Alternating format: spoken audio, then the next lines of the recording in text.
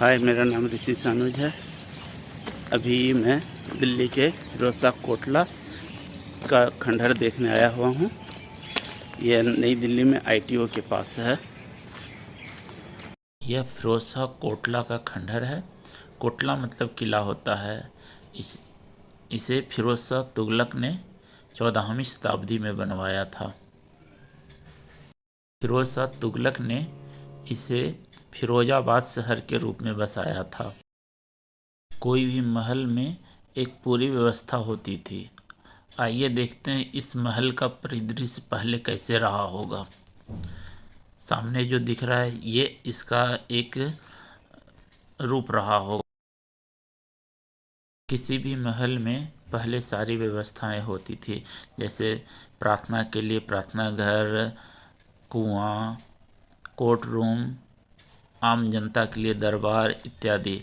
तो आगे के चित्र में दिखाता हूँ कि ये महल का क्या रंग रूप रहा होगा, मतलब व्यवस्था कहाँ कहाँ कैसे होगा। जैसे ये इमेज में आपको सारा दिख रहा है।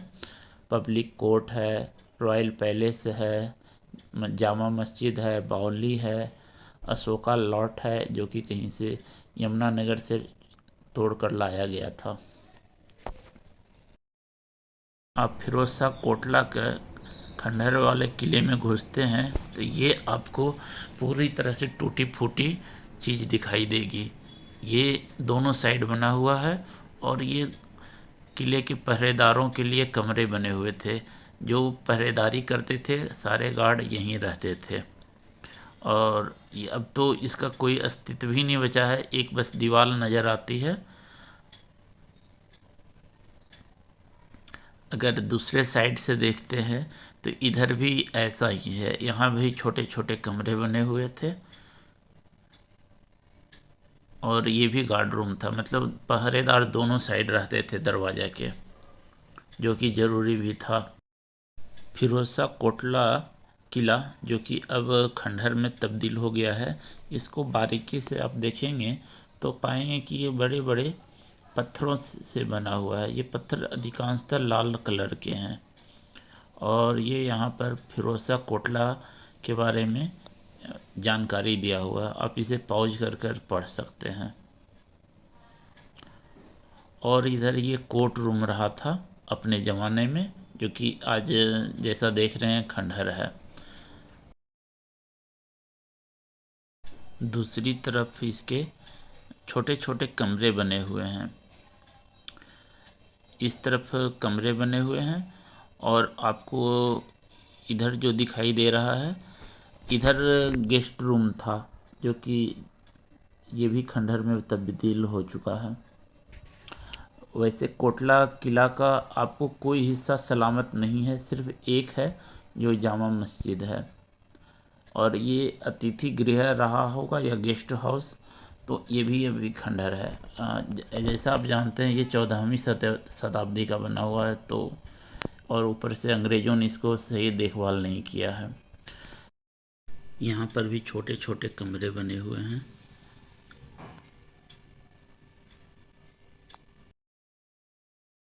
और ये कोटला महल का उत्तरी हिस्सा, अब उसके पीछे लोगों ने घर बना लिया है। और इधर आ जाते हैं तो ये महल का हिस्सा था और महल के ये बाहरी दीवार है। फिरोज शाह कोटला के खंडहर में कुछ ही दीवारें साबुत है, जैसे ये दिख रही है, और ये बड़े बड़े पत्थरों से बनी हुई है और अधिकांश हिस्सा नेस्तनाबूद हो चुका है।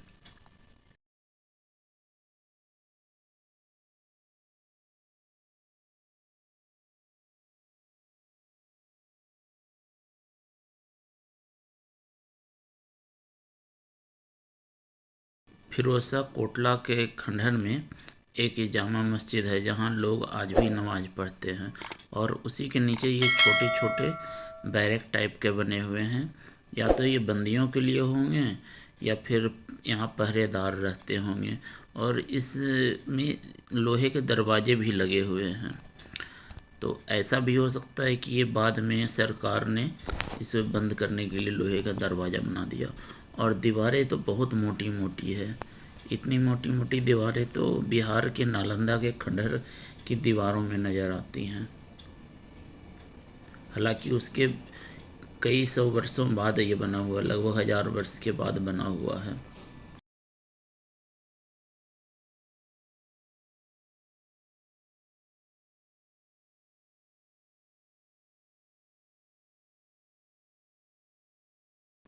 और सामने जो दिख रहा है ये जामा मस्जिद है।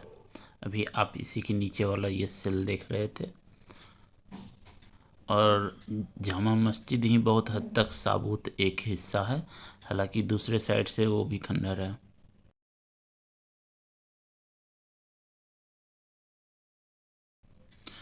और ये अशोक काल का टोपरा पिलर है।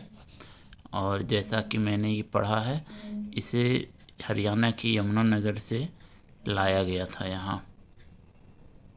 इस पर पाली भाषा में कुछ लिखा हुआ है।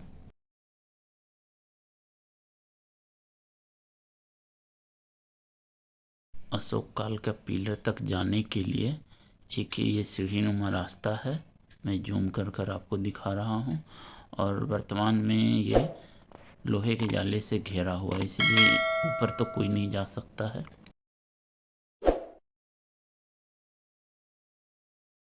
और इस पिलर के जस्ट दाहिने तरफ जामा मस्जिद है, जहाँ आज भी नमाज पढ़ा जाता है। ये थोड़ा सा सीढ़ियों पर ऊपर चढ़कर है। जामा मस्जिद के राइट में ये अभी खंडहर बना हुआ दीवार है। और इसके लेफ्ट में जो आपको दिखाई देगा वो जामा मस्जिद है।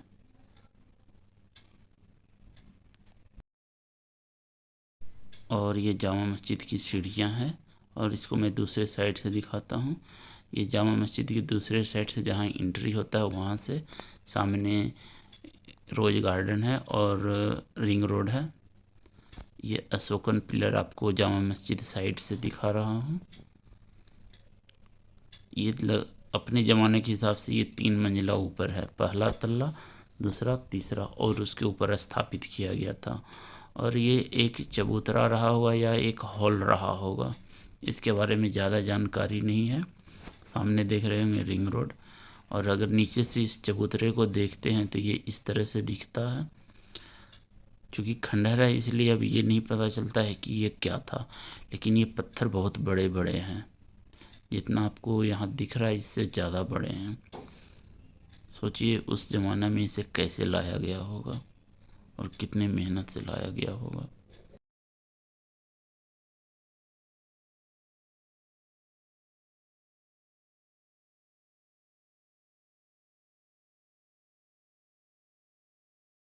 चौदहवीं शताब्दी में ये महल बहुत शानदार रहा होगा, लेकिन आज के ज़माने के हिसाब से देखते हैं तो ये बहुत छोटा और कंजस्टेड इलाका लगता है। और इधर से देखिए ये अशोकन पिलर वाला हिस्सा है। अब इसको मैं चारों तरफ से इसको दिखाता हूँ। अगर दूसरे साइड से देखते हैं तो ये रिंग रोड और रोज गार्डन का हिस्सा दिखाई देता है। और सामने इंदिरा गांधी इंडोर स्टेडियम भी दिखता है।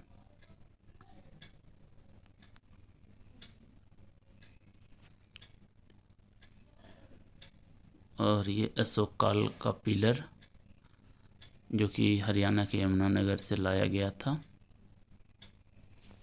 अगर वीडियो आपको अच्छा लगा हो तो लाइक एंड सब्सक्राइब कीजिए और कमेंट कर अपना विचार बताइए।